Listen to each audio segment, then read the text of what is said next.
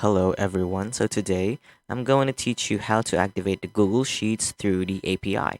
So what we need to do is first we need to go to Marketplace and then look for the Google Sheets, okay? So it's right here.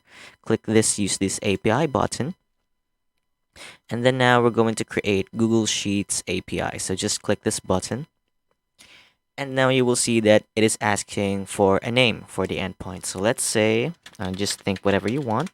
Let's say my sheet. And then we have here the select spreadsheet. So this is a drop down button. If you click this drop down button, it will show us the available spreadsheets that we have on Google Sheets. So for example, I have here the spreadsheet for the food sched, for example. So let's select the food sched spreadsheet and then click create. Okay, so now that we created successfully the API, next is just use this API button. And then now it will show us the codes for the spreadsheet, okay? So right here that it is asking for the tab ID. For example, looking here or looking back in the spreadsheet that I have, this is the tab ID, okay? So the tab ID is named FoodSched.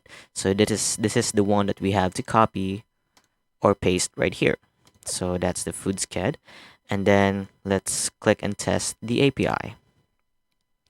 Okay, and now it will show us right here the code for the tab that we have on the spreadsheet. So in total, it is showing that there are 7 rows in total, or rather 8 in total, and 7 days that we have. That's Monday to Sunday right here. Okay, so yeah, that's all for today. Thank you so much for watching and have a nice day.